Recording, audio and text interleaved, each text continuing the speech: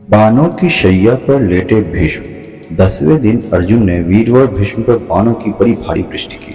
इधर द्रुपद की प्रेरणा से शिखंडी ने भी पानी बरसाने वाले मेघ की भांति भीष्म पर बाणों की झड़ी लगा दी। दोनों ओर के हाथी सवार, घुड़सवार, रथी और पैदल एक दूसरे के बाणों से मारे गए। भीष्म की मृत्यु उनकी इच्छा के अधीन थी। जब पांडवों को यह समझ में आ गया कि भीष्म के रहते वो इस युद्ध को नहीं जीत सकते, तो श्री कृष्ण के सुझाव पर उन्होंने भीष्म पितामह से ही उनकी मृत्यु का उपाय पूछा। उन्होंने कहा कि जब तक मेरे हाथ में शस्त्र है, तब तक महादेव के अतिरिक्त मुझे कोई नहीं हरा सकता। उन्होंने ही पांडवों को सुझाव दिया कि शिखंडी को सामने करके युद्ध लड़े। वो जानते थे कि शिखंडी पूर्व जन्म में अम्बा थी, इसलिए वो उसे कन्या ही मानते थे। 10वें दिन के युद्ध में अर्जुन ने शिखंडी को आगे अपने रथ पर बिठाया। शिखंडी को आगे देखकर भीष्म ने अपना धनुष त्याग दिया। उनके शस्त्र त्यागने के बाद अर्जुन ने उन्हें बाणों की सैया पर सुला दिया। वे उत्तरायण की प्रतीक्षा में भगवान विष्णु का ध्यान और स्तवन करते हुए समय व्यतीत करने लगे। भीष्म के बाण शैया पर गिर जाने के बाद जब दुर्योधन शोक से व्याकुल हो उठा, तब आचार्य द्रोण ने सेनापतित्व का भार ग्रहण किया। उधर हर्ष मनाते हुए पांडवों की सेना में धृष्टद्युम्न सेनापति हुए। उन दोनों में बड़ा भयंकर युद्ध हुआ, जो यमलोक की आबादी को बढ़ाने वाला था।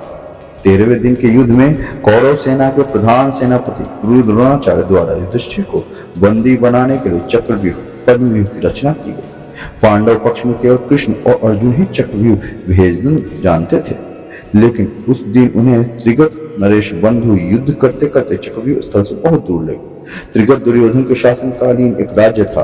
अर्जुन पुत्र अभिमन्यु को चक्रव्यूह में केवल प्रवेश करना आता था, उससे निकलना नहीं, जिसे उसने तब सुना था जब वह अपनी माता के गर्भ में था और उसके पिता अर्जुन उसकी माता को यह विधि समझा रहे थे और बीच में उन्हें नींद आ गई। लेकिन जैसे अभिमन्यु ने चक्रव्यूह में प्रवेश किया, सिंधु नरेश जयद्रथ ने प्रवेश मार्ग रोक दिया और अन्य पांडवों को भीतर प्रवेश नहीं करने दिया।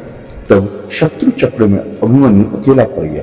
अकेला होने पर भी वह वीरता से लड़ा और उसने अकेले ही कौरव सेना के बड़े बड़े योद्धाओं को परास्त किया, जिनमें स्वयं कर्ण, द्रोण और दुर्योधन भी थे।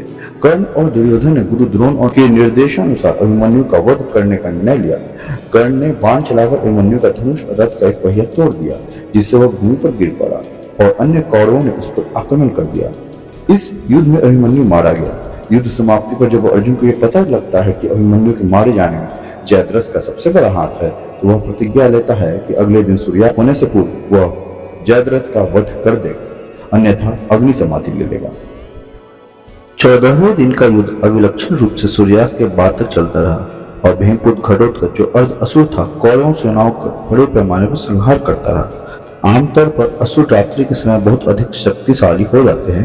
दुर्योधन और कर्ण ने वीरता से उसका सामना किया और उससे युद्ध किया। अंततः जब वह लगने लगा कि उसी रात घटोत्कच सारी कौरव सेना का संहार कर देगा, तो दुर्योधन के कर्ण से निवेदन किया तो वह किसी प्रकार इस समस्या से छुटकारा दिलाए। कर्ण को विवश होकर शक्ति अस्त्र घटोत्कच में चलाना पड़ा। यह अस्त्र देवराज इंद्र द्वारा कर्ण को उस दान परायणता के सम्मान स्वरूप दिया गया था, जब कर्ण अपने कवच कुंडल इंद्र को दान दे दिए थे। लेकिन कर्ण इस अस्त्र का प्रयोग केवल एक बार कर सकता था, जिसके बाद यह अस्त्र इंद्र के पास लौट जाएगा। इस प्रकार शक्ति अस्त्र का प्रयोग घटोत्कच पर करने के बाद वह उसे बाद में अर्जुन पर न कर सका। विराट और द्रुपद आदि राजा द्रोण रूपी समुद्र में डूब गए। उस समय द्रोण काल के समान जान पड़ते थे। इतने ही में उनके कानों में यह आवाज आई कि अश्वत्थामा मारा गया।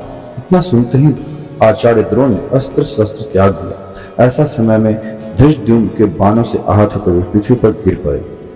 भीष्म द्रोण वध महाभारत। अगर आपको यह वीडियो अच्छी लगी हो तो इस चैनल को सब्सक्राइब करें, लाइक करें, शेयर कीजिए। हम आपके लिए ऐसे ही मनोरंजक और ज्ञानवर्धक कहानियां लाते रहते हैं। मिलते हैं अगली बार। जय श्री कृष्ण।